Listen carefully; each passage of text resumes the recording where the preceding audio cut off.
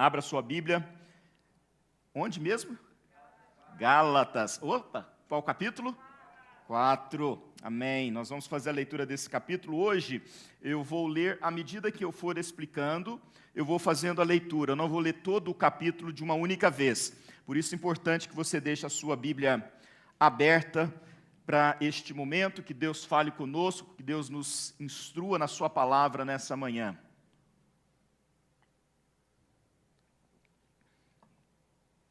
Irmãos, a palavra de Deus ela é maravilhosa, né?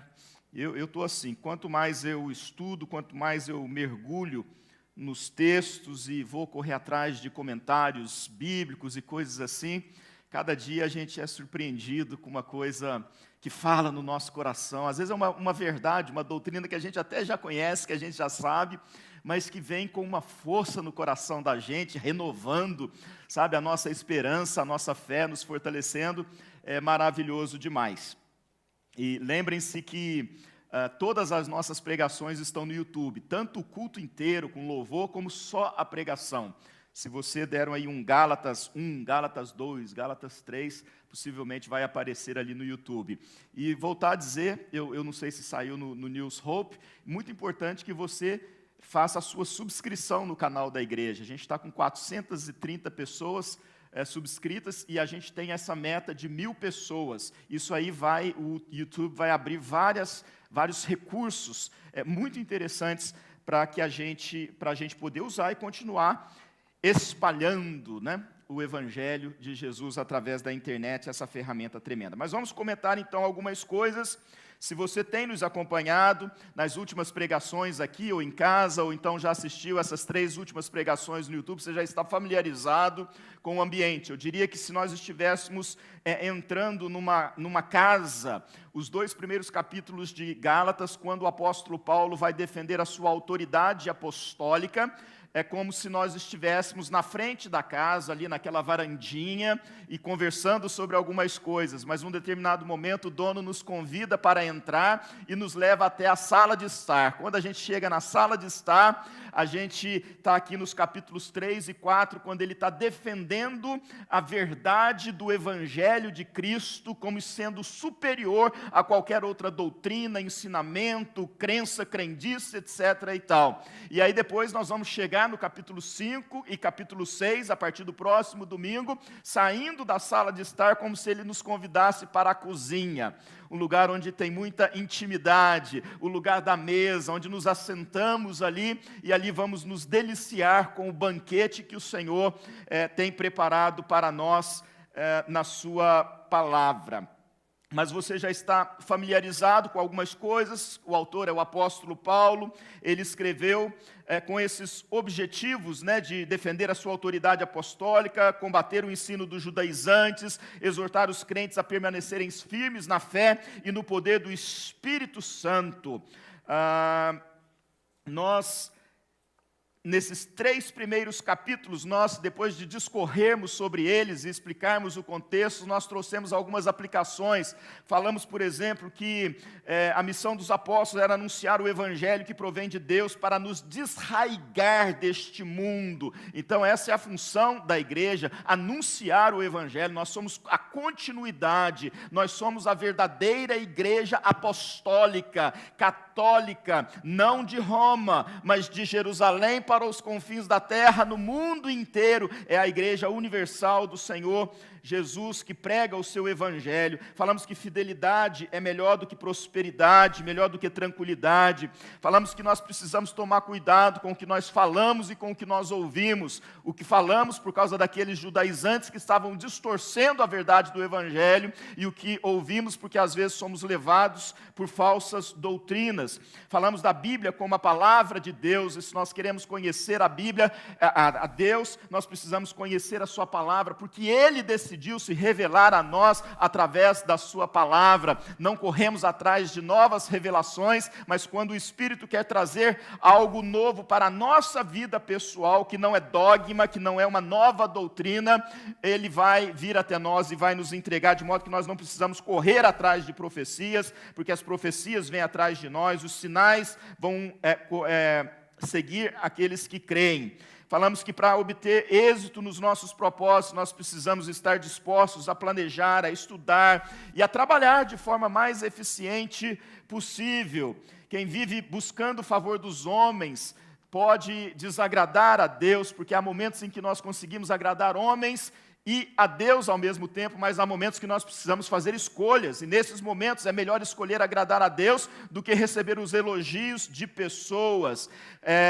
Desafiamos a igreja a agarrar-se em Jesus na plena convicção de que Ele é a resposta para todos os conflitos da vida e da morte. Hoje Ele nos socorre, hoje Ele está presente conosco, hoje Ele atravessa as tribulações ao nosso lado, e amanhã, no dia da nossa morte, Ele também é a nossa segurança, de sorte que podemos cantar: que segurança sou de Jesus, esse hino bonito do nosso inário. Agarre-se com todas as forças. Falamos que a gente tem que tomar cuidado com os falsos profetas da atualidade, no mundo em que todas as mensagens chegam até nós, algumas chamadas de fake news, falando do mundo secular. Lamentavelmente, no nosso ambiente cristão, religioso, também existem as fake news, ou mensagens distorcidas do Evangelho. O apóstolo Paulo escreve aos Gálatas justamente por causa disso, porque é um perigo dar ouvidos, abertura para aquilo que não é bíblico, aquilo que não é de Deus. Tenha fé na obra de Deus. O que é crer na obra de Deus? Nós estamos falando o quê? Do plano de salvação, quando Deus declara que Jesus seria enviado um dia para anular as obras de Satanás, iniciadas lá no Éden com o primeiro pecado. Ali estava sendo anunciado comunhão com Deus, comunhão essa que foi rompida por causa do pecado. Ali estava sendo anunciado uma segurança que temos, porque Ele nos amou de tal forma que enviou o Seu Filho, para que mesmo morrendo ou passando pela morte física, a morte natural, nós tenhamos a vida eterna. Nós precisamos crer que isso é obra de Deus, no Espírito Santo, que nos dá esse entendimento, que nos fortalece nas nossas fraquezas, que nos ajuda a lidar com as tentações, com as obras da carne. Ele nos fortalece, Ele nos capacita. Nós precisamos confiar somente nele e não naquilo que nós podemos fazer, porque esse é o tema geral da carta. Não é pela obra da lei, mas é pela graça, pela fé no Senhor Jesus. É a justificação pela fé. Falamos que nós temos que crer nas Escrituras e decidir viver uma vida de obediência, para que nós não venhamos a nos tornarmos conhecedores do verdadeiro Evangelho, mas falsos praticantes do verdadeiro Evangelho. E aí nos perdemos no quê? Nos perdemos no moralismo, no legalismo, de um lado, aquela coisa muito severa dentro da igreja, mas por outro lado, a banalidade, sabe, trata de qualquer jeito o Evangelho. Não é isso. Deus não nos chamou para a sim para a liberdade. Podemos viver uma vida com pouca alegria, e nós, como cristãos e detentores da mensagem do Evangelho, a gente tem que viver com mais alegria, com mais entusiasmo. Outros que, mesmo conhecendo a verdade, decidiram não congregar mais, viraram desigrejados, que é a palavra da moda. Isso é falso evangelho. E também aqueles que, depois de tanto se envolveram, decidiram que estão cansados e resolveram ir para um resort espiritual, de férias, vacation. A nossa vida não pode, né, irmãos? A gente tem que continuar firme na obra, se envolvendo com a obra de Deus. O nosso descanso será na eternidade. Então, são apenas algumas coisas que nós temos falado e compartilhado com os irmãos nas conclusões dos nossos sermões. Hoje, nós estamos aqui no capítulo 4. O capítulo 4, o apóstolo Paulo continua defendendo o verdadeiro evangelho, assim como no capítulo 3, mostrando a superioridade desse evangelho se comparado com qualquer outro ensino, religião, crença. O evangelho é melhor, o evangelho é superior, o evangelho é incomparável. Não existe uma mensagem que possa substituir o evangelho de Cristo. Ele está na defesa, lembrando que este evangelho, em uma frase, o justo viverá por fé. Quando fala disso, nós estamos falando que ele não vive de obras, ele vive pela fé. E Paulo vai fazer isso agora, continuar defendendo esse evangelho, fazendo 5 comparações de momentos na vida dos Gálatas. O primeiro momento, a comparação que ele vai fazer, a reflexão que ele vai gerar, é se esses Gálatas se esses cristãos eram escravos ou filhos. E aí eu convido você a ler comigo os 7 primeiros versículos, quando diz assim: digo, pois, que durante o tempo em que o herdeiro é menor, em nada difere de escravo, posto que é ele senhor de tudo, mas está sob tutores e curadores até o tempo predeterminado pelo Pai. Assim também nós, quando éramos menores, estávamos servilmente sujeitos aos rudimentos do mundo. Vindo, porém, a plenitude do tempo, Deus enviou seu Filho, nascido de mulher, nascido sob a lei, para resgatar os que estavam sob a lei, a fim de que recebêssemos a adoção de filhos. E porque vós sois filhos, enviou Deus ao nosso coração o Espírito de seu Filho, que clama: Abba, Pai, de sorte que já não és escravo, porém filho, e sendo filho, também herdeiro por Deus.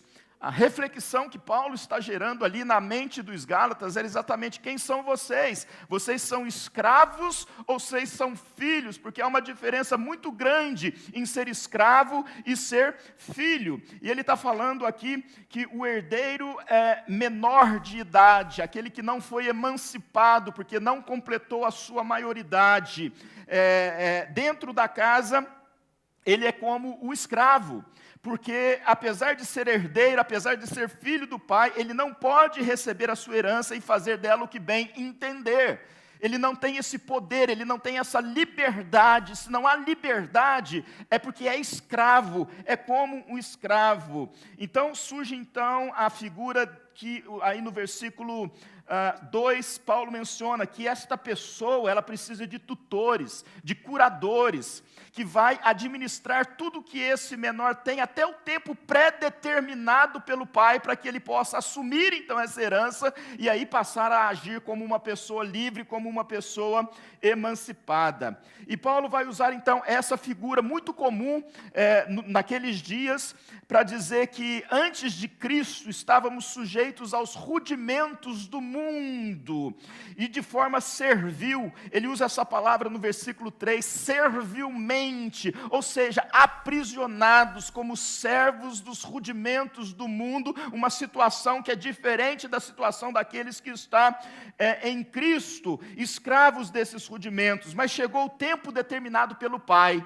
que enviou Jesus Cristo, nascido de mulher, e ele faz essa inserção dessa expressão, nascido de mulher, porque ele está se referindo à promessa que Deus fez lá no Jardim do Éden, em Gênesis capítulo 3, versículos 15 e 16, quando vai se referir ao descendente da mulher que vai ser ferido no calcanhar, mas vai com o seu pé esmagar a cabeça da serpente ou das obras de Satanás. É aquilo que nós chamamos de proto-evangelho, o anúncio de salvação para aquela humanidade que caiu da presença do Senhor, porque permitiu que o pecado entrasse no mundo. E fazendo assim, ele vai nos dar independência, nos emancipar, dizer que nós não somos mais escravos destes rudimentos do mundo, nem tampouco escravo do pecado que nos impede de acessar a presença de Deus e ter comunhão com Deus e receber as bênçãos de Deus, mas sim livres, e por isso filhos de Deus. Ele está dizendo que fomos emancipados e ainda recebemos o Espírito. Olha o versículo 6, e porque vós sois filhos, enviou Deus ao nosso coração o Espírito de seu Filho, que clama, Abba, Pai, que chama Deus de Pai. Se somos filhos maiores, emancipados, livres, vai dizer o final do versículo 7, que nós somos também herdeiros do Pai. Os irmãos compreendem isso? É uma situação de escravidão, que Ele nos tira e nos coloca em liberdade. O escravo abaixa a cabeça diante do seu senhor, o filho conhece o seu pai e o chama de pai, e vive essa comunhão com este pai. Depois, irmãos, o próximo texto, dos versículos 8 a 11, eu convido você a ler comigo, diz assim: outrora, porém, não conhecendo a Deus, servíeis a deuses que por natureza não são.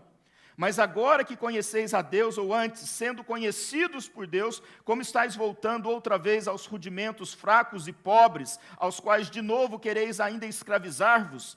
Guardais dias, e meses, e tempos, e anos, receio de vós tenha eu trabalhado em vão para convosco.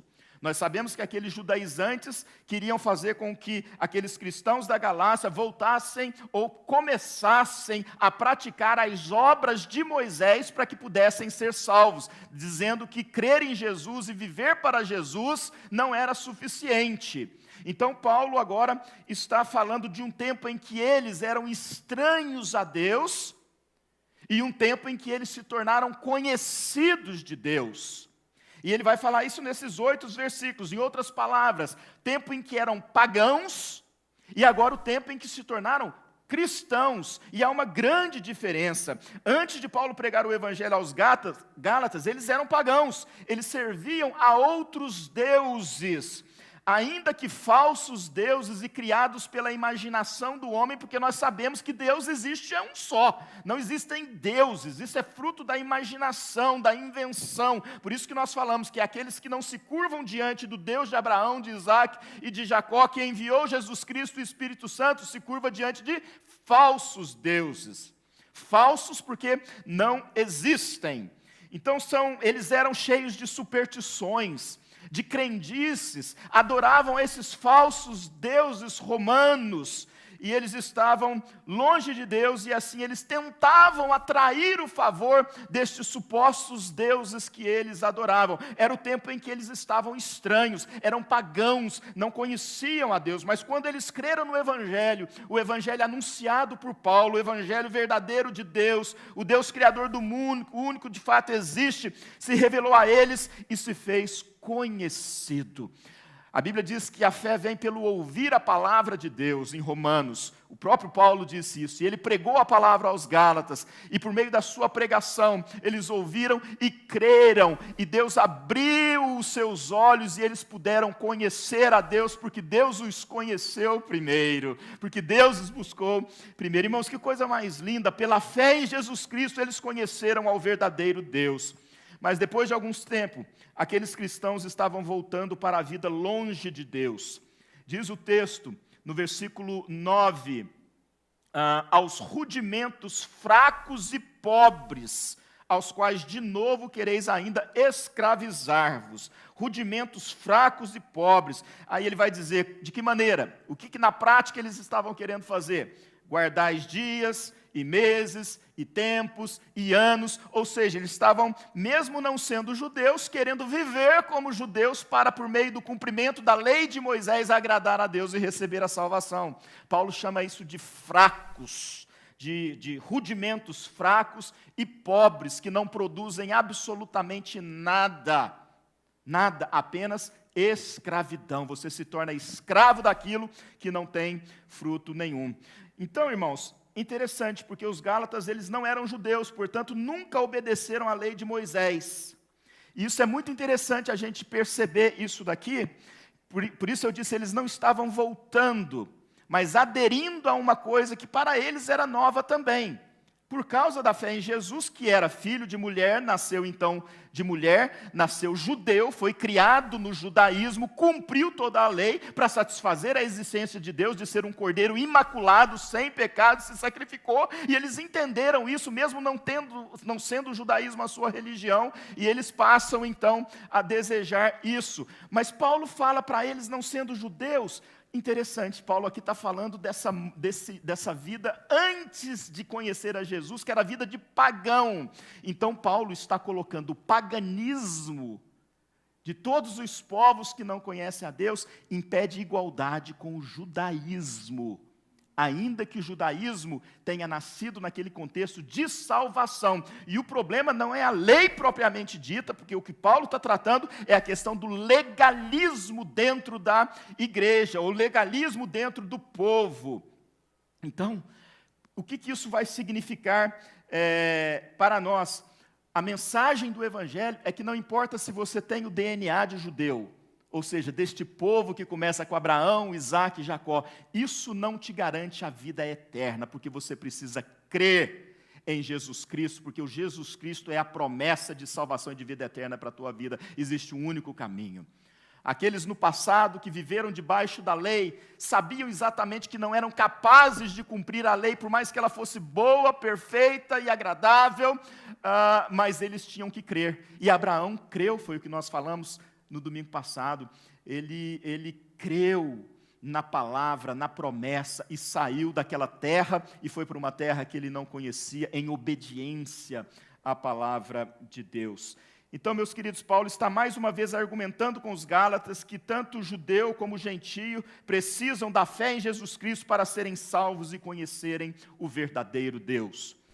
Terceiro lugar, terceira divisão do texto, chamo vocês agora para lerem comigo versículos 12 a 16. Sede qual eu sou, pois também eu sou como vós. Irmãos, assim vos suplico, em nada me ofendestes, e vós sabeis que vos preguei o evangelho a primeira vez por causa de uma enfermidade física. E posto que a minha enfermidade na carne vos foi como tentação, contudo não me revelastes desprezo nem desgosto.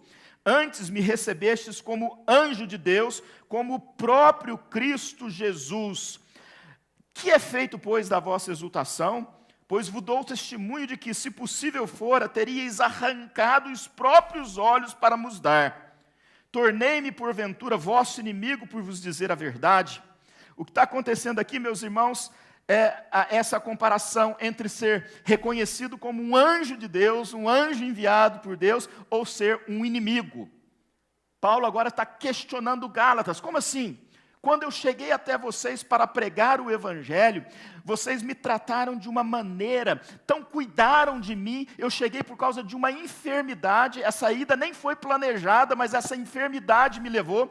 Não sabemos que enfermidade é essa, não sabemos se é aquele famoso espinho na carne, que ele pede para Deus, e Deus fala, a minha graça te basta. Alguns estudiosos dizem que esta enfermidade poderia ser um problema de vista, um problema nos olhos, mas percebam que Paulo está falando que eles sofreram tentação por causa dessa enfermidade. A ideia de que, seja qual for essa enfermidade, ela era algo que, você olhando para aquilo, você sentia um certo, eu vou falar nojo, não sei se é essa palavra, porque era algo extremamente complicado de ter que lidar e ter que aceitar e cuidar uma pessoa que estava tão fisicamente enfermo e aparentemente feio por causa dessa enfermidade. E Paulo vai falar assim, olha, vocês foram até tentados, porém, vocês não caíram nessa tentação, vocês cuidaram de mim como sendo um próprio anjo do Senhor, como se fosse o próprio Cristo diante de vocês, e se vocês pudessem, vocês teriam arrancado os próprios olhos para me dar os seus olhos, ou seja, para curar a minha enfermidade. Mas agora, por causa da influência dos judaizantes, os Gálatas estão olhando para Paulo como se ele fosse inimigo. E por isso ele faz a pergunta no versículo 15. Que é feito, pois, da vossa exultação? Pois vos dou testemunho de que, se possível fora, teríeis arrancado os próprios olhos para nos dar.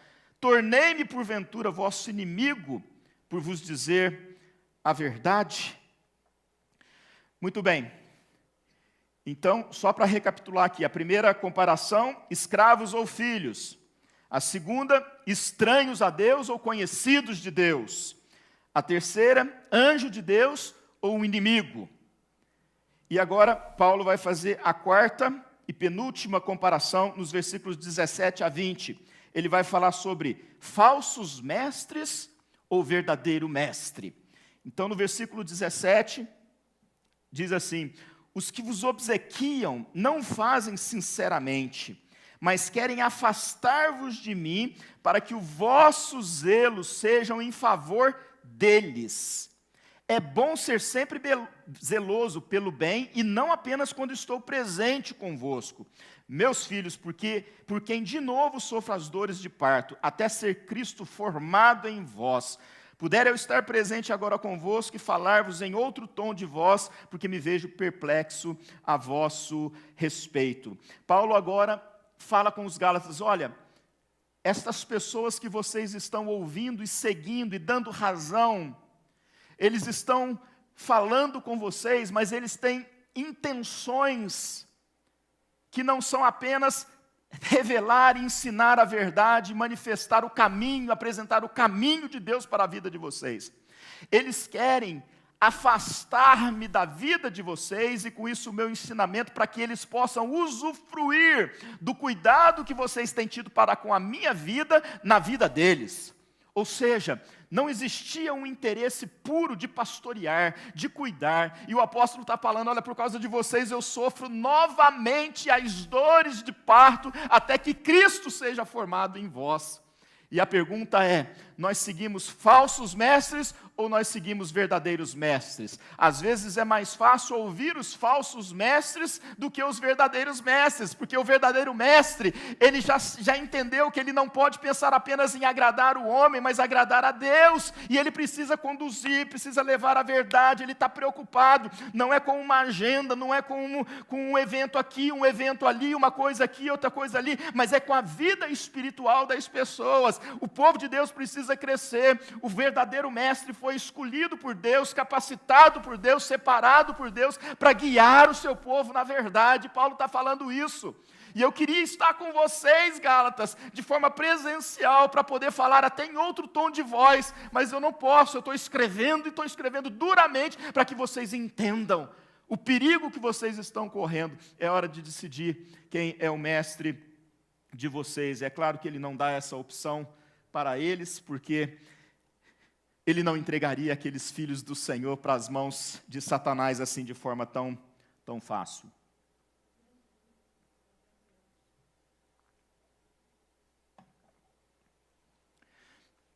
Eu vou pular a parte que fala aí de cuidar daqueles bons mestres, viu, irmãos? Senão vocês vão pensar que eu estou legislando em causa própria. Mas olha que bonitinho, né? É bom, versículo 18, é bom ser sempre zeloso pelo bem, e não apenas quando estou presente convosco, quer dizer, até quando está ausente, né? Tem que cuidar. A Bíblia diz que tem que cuidar daqueles que se afadigam na palavra, mas isso é outra história. A última e quinta comparação que ele vai fazer está no versículo, do versículo 21 ao versículo 31, que eu quero ler com vocês agora. Dizei-me vós os que quereis estar sob a lei. Acaso não ouvis a lei? Pois está escrito que Abraão teve 2 filhos, um da mulher escrava e outro da livre. Mas o da escrava nasceu segundo a carne, o da livre mediante a promessa. Estas coisas são alegóricas, porque estas mulheres são 2 alianças. Uma, na verdade, se refere ao monte Sinai, que gera para a escravidão. Esta é Agar. Ora, Agar é o monte Sinai, na Arábia, e corresponde a Jerusalém atual, que está em escravidão com seus filhos. Mas a Jerusalém lá de cima é livre, a qual é nossa mãe, porque está escrito, alegra-te, ó estéril, que não dás à luz, exulta e clama, tu que não estás de parto, porque são mais numerosos os filhos da abandonada que os das que têm marido. Vós, porém, irmãos, sois filhos da promessa como Isaque. Como, porém, outrora o que nascera segundo a carne perseguia o que nasceu segundo o Espírito, assim também agora. Contudo, o que diz a Escritura? Lança fora a escrava e seu filho, porque de modo algum o filho da escrava será herdeiro com o filho da livre. E assim, irmãos, somos filhos não da escrava, e sim da livre. Nós conhecemos, irmãos, essa história de Abraão que recebeu a promessa, mas como essa promessa se cumpriria se ele já era velho e Sara não lhe dava filhos? E antes de que a promessa se cumprisse, Sara teve a ideia de entregar a sua serva Agar ao seu marido, e tomaria então, porque todo servo nascido na casa do seu senhor era como de propriedade, ela tomaria então esse filho que teve o nome de Ismael, e seria ele então a continuidade do povo para que as promessas de Deus fossem cumpridas. Só que não, porque não foi isso que Deus prometeu. Deus não pediu ajuda para cumprir a sua promessa, de modo que depois, na velhice, Isaque vai nascer, e um problema de ciúme entre eles, Sara pede que ele seja mandado embora, e ele vai ser mandado embora, Ismael, e é isso que o texto está relembrando. E Paulo está então usando essas imagens para falar de duas alianças. E essa é a comparação, a velha aliança ou a nova aliança. A velha aliança, Velho Testamento, a nova aliança, Novo Testamento, a velha aliança, observância da lei, a nova aliança, a fé em Jesus Cristo, pois Ele é a nossa justificação. Agar ou Sara? Agar era escrava e serva de Sara, enquanto Sara era de fato a mulher de Abraão. Paulo diz então que essas duas mulheres representam essas duas alianças, uma ao Monte Sinai, a lei que gera para a escravidão, e a outra, Sara, a livre que aponta para Jerusalém, mas não a Jerusalém física lá de Israel, onde nós a conhecemos, a Jerusalém lá de cima e não da terra, é a nova e perfeita aliança que gera vida e se refere a Jesus Cristo. E ele vai encerrar esse capítulo no versículo 31 dizendo, e assim, irmãos, somos filhos, não da escrava e sim da livre, ou seja, somos filhos, ou somos partes dessa nova aliança firmada em Jesus Cristo. Em outras palavras, vivemos debaixo da nova aliança firmada e estabelecida eternamente, presta atenção, eternamente, porque o sacrifício de Jesus foi suficiente, acabou, era o que Deus exigia, foi pago, foi cumprido em Jesus Cristo, no seu sacrifício na cruz. E assim nós terminamos, não o sermão de hoje, mas a exposição do capítulo inteiro.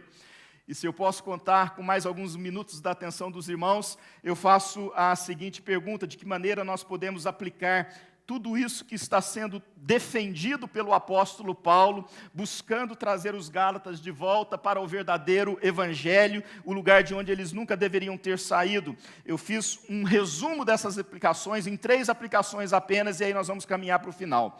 E se o Renan quiser vir aqui para frente, já pode vir com a turma. A primeira aplicação, irmãos, é que Jesus é o único caminho que nos leva a Deus.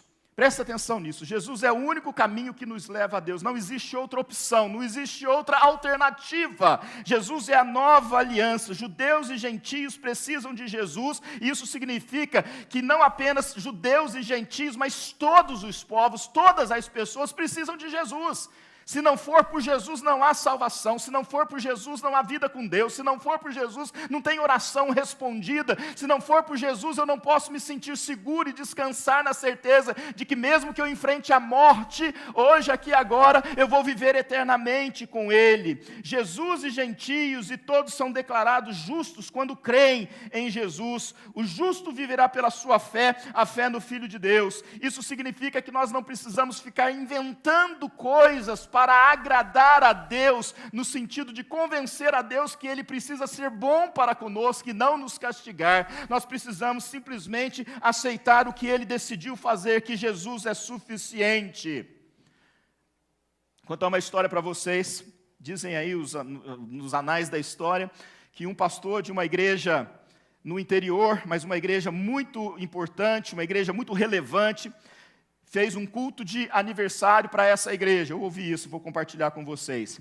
E ele resolveu fazer uma festa, porque seria uma grande oportunidade de trazer pessoas, e trazer essas pessoas para ouvir o evangelho, pessoas da sociedade, profissionais, etc. Então ele preparou o seu melhor sermão, pediu que todos da equipe do culto preparassem o seu melhor, e chegou então aquele dia, e ele fez um convite especial para um advogado muito bem sucedido daquela cidade, e aquele advogado recebeu com alegria o convite, e foi então àquele culto, e se assentou numa das primeiras fileiras, ao lado de um outro irmão da igreja, e o pastor pregou, empolgado, alegre, aquele sermão bonito, lindo, e chegou a hora de fazer aquele apelo e falar: quem aceita Jesus, quem quer ir para o céu, quem aceita Jesus, levante a sua mão. E ele começou a insistir, porque ele queria que aquele homem, que aquele advogado aceitasse Jesus naquela manhã, e nada. Ele só viu quando aquele irmão que estava do lado sussurrou alguma coisa no ouvido dele, e ele então respondeu àquele senhor, levantou e foi embora. E aí o pastor ficou pensando, mas justo ao lado daquele irmãozinho, porque toda igreja tem um irmãozinho, né, irmãos? Não tem? Toda igreja tem um irmãozinho, né, que fala mais do que devia. E aí ele ficou assustado com aquela situação, o pastor, enfim, acabou. E aí, num domingo seguinte, não sei se no seguinte ou 2 domingos depois, me aparece aquele advogado. na igreja com uma Bíblia na mão. E o pastor se assustou. E perguntou, mas você não aceitou Jesus naquele dia, pastor? Eu quero ser dessa igreja. Eu quero ser de Jesus. E o pastor pensou assim, mas eu fiz o sermão, eu fiz o apelo, eu perguntei, você não se manifestou, apenas aquele irmãozinho que estava do seu lado é que falou com você.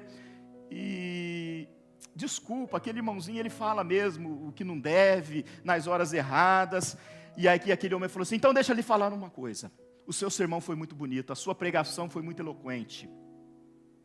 Mas de fato eu não senti o desejo de entregar minha vida para Jesus. Mas o que aquele irmãozinho falou para você? Ele perguntou para mim assim, você quer ir para o céu?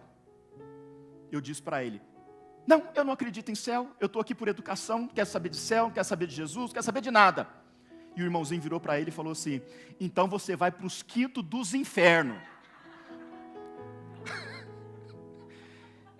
E ele levantou e foi embora. Mas aquele homem chegou na casa dele, foi comer a sua refeição, e de repente ele pega os seus talheres, e ele olha para aqueles talheres, e os talheres estão falando para ele, vai para os quintos dos infernos.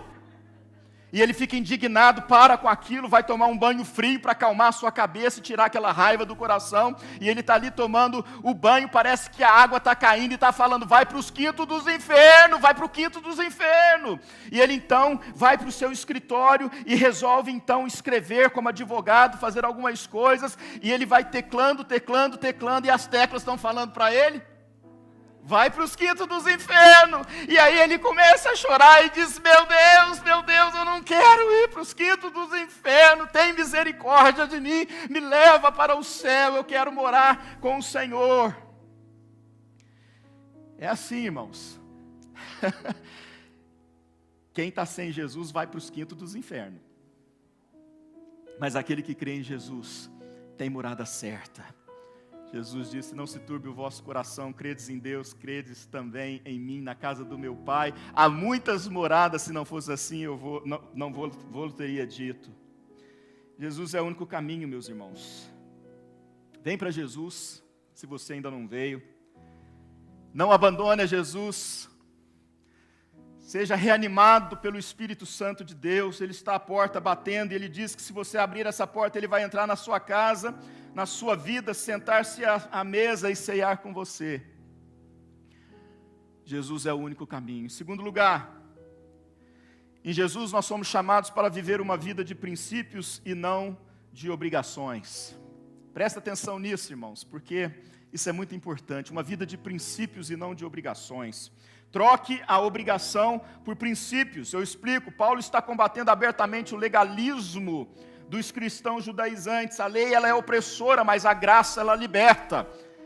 A lei nos faz cansados, mas a graça faz com que a gente se sinta leve na presença de Deus, apesar dos nossos pecados. Enquanto as obrigações nos sufocam, os princípios nos libertam e nos geram prazer e vida. Jesus cumpriu a lei, Ele era filho de mulher, judeu, cumpriu tudo sem pecar, Ele cumpriu em meu lugar e Ele morreu também em meu lugar. Por isso o tema da nossa série de pregações em Gálatas é livres para sempre. Ele nos libertou de tudo aquilo que é opressor. Nós somos livres em Jesus. Eu não sou mais obrigado, mas porque Jesus me ensinou princípios de vida, eu vivo sobre estes princípios. Princípios e vivo com alegria, eu vivo com prazer, eu vivo com louvor, eu vivo com gratidão. E é assim que tem que ser a nossa vida o tempo todo. Nós não estamos falando que a gente vai viver de qualquer jeito. Abraão creu e obedeceu. Então, irmãos, eu vou dar alguns exemplos. Não é a questão do dízimo, não pode ser uma obrigação, tem que ser um princípio de vida. Honrar ao Senhor com os nossos bens. A agenda da igreja não pode ser uma questão de obrigação, eu tenho que ir porque senão o pastor vai me ligar na segunda-feira, eu sou presbítero, eu sou não sei o quê, enfim, eu tenho que ir, é uma obrigação, e se eu não for, Deus vai me amaldiçoar. A limpeza da igreja que as irmãs têm se organizado e feito, tem que ser com prazer, tem que ser com alegria. Sabe por quê? Quando é movido por princípio, é assim. Quando é obrigação, não gera essa alegria. Então a gente precisa rever se esses princípios estão presentes na nossa vida de fato, e se somos levados, movidos por esses princípios de alegria. Eu não sou nada disso, mas sei que preciso de tudo isso para o meu bem e para a glória do meu Deus, que me deixou isso, e eu quero tudo isso para a minha vida, para a minha casa, para a minha família, para os meus filhos. Esses são princípios que regem a minha vida. A igreja de Jesus precisa ser vibrante, a igreja de Jesus precisa ser alegre. Por isso, a gente diz não ao legalismo dentro da igreja. E se a gente cair, a gente vai ter irmãos e irmãs que sabem que podem cair também, que vão nos estender a mão para ajudar a gente continuar a nossa caminhada. Quando Jesus fez aquele convite, vinde a mim todos vós que estavam cansados, todos vós que estáis cansados e sobrecarregados, e eu vos aliviarei, ele estava querendo retirar do ombro de pessoas um fardo pesado que elas não conseguiam mais carregar. Sabe que fardo é esse? O legalismo religioso. O legalismo religioso contra os judeus, legalistas, líderes religiosos, falsos mestres. Vocês estão entendendo, irmãos? Tem que ter prazer, porque é isso, e às vezes nós queremos colocar coisas demais sobre os nossos ombros e fica tudo pesado demais. Vamos ser uma igreja simples como o evangelho é simples, mas ao mesmo tempo vibrante, eficaz, santa na presença do Senhor. Terceiro e último lugar, Paulo em Jesus nos ensina que temos um Pai no qual podemos confiar. Versículos 4 a 7, essa palavra, versículos de 4 a 7, que eu já li, apenas para versículo 6, e porque vós sois filhos, enviou Deus ao nosso coração o Espírito de seu Filho, que clama, Abba, Pai, de sorte que já não és escravo, porém filho, sendo filho também herdeiro por Deus. Nós somos o que? Filhos. Então nós temos em Jesus um Pai no qual podemos confiar. Essa palavra Pai, eu não sei para você, mas para mim ela tem um significado muito forte. Jesus disse certa vez sobre os pais da terra, ora, se vós que sois maus sabeis dar boas dádivas aos vossos filhos, quanto mais vosso Pai que está nos céus dará boas coisas aos que lhe pedirem. É claro que quando Jesus fala de que vós que sois maus, ele está dizendo que nós não somos perfeitos, que nós somos pecadores, mas ainda assim, nós nos esforçamos para dar o melhor possível para os nossos filhos. Eu tenho uma lembrança muito boa dos meus pais. Eles não morreram, eles estão vivos. Eu digo da minha infância, do tempo em que eu estive com eles, morando com eles, e mesmo depois que bati asas e voei, não houve um momento sequer na minha vida em que eu precisei de apoio, tanto suporte material ou emocional dos meus pais que eu não tenha recebido. Cada momento da minha vida, cada momento difícil da minha vida. E aqui a gente está falando de Deus como Pai, mas eu gostaria de pensar como pais, porque nós temos pais que nos amam e cuidam de nós. E às vezes eu tenho vontade de falar isso para o meu pai, para a minha mãe, não consigo, me falta palavra, sou tímido, a gente não tem esse hábito em casa de falar demais, declaração de amor, mas hoje eu estou dizendo para os meus pais que devem estar assistindo online, que na minha memória, no meu coração, eu tenho coisas tremendas que eu vivi e eles estavam ali presentes para me apoiar em todos os momentos da minha vida. Eu diria que os meus pais venceram e foram excelentes, excepcionais, naquilo que Deus colocou diante deles, de cuidar da minha vida, da vida da minha irmã, da vida do meu irmão. Beijo para vocês, papai e mamãe. Mas eu sei que para algumas pessoas isso não é tão simples assim, porque a vida, às vezes, traz experiências difíceis, experiências complexas. A palavra pai pode até gerar um certo desconforto por aqueles que foram abandonados e ignorados pelos seus pais, aqueles que sofreram violência dentro de casa, de alguma forma, de alguma razão. Não sei qual que é a experiência de vocês, mas o que Paulo está nos ensinando aqui é que nós devemos, na nossa intimidade com Deus, aprender a chamar o Senhor de Pai.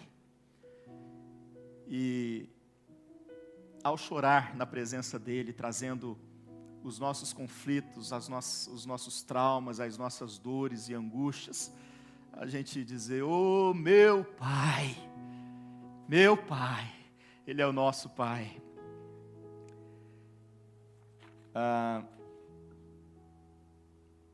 Para terminar, eu me lembro daquela história, daquela criança que queria atravessar a rua. Talvez eu já tenha contado ela aqui para vocês, mas eu vou repetir. Estava ali a criança tentando atravessar aquela rua e ela não conseguia. Todas as vezes que ela tentava, vinha carros e ela voltava e aquilo se repetia, até que uma certa pessoa observou e percebeu que ela queria atravessar, mas não conseguia, e essa pessoa se aproximou dela e estendeu a mão para a criança, dizendo: eu vou te ajudar a atravessar. E a criança recusou a ajuda e se afastou daquela pessoa. Então aquela pessoa respeitou e não insistiu e ficou observando.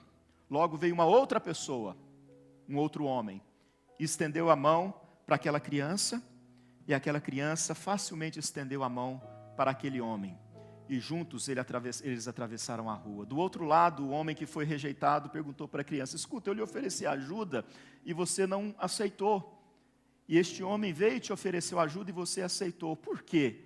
E a criança disse: porque ele é o meu Pai.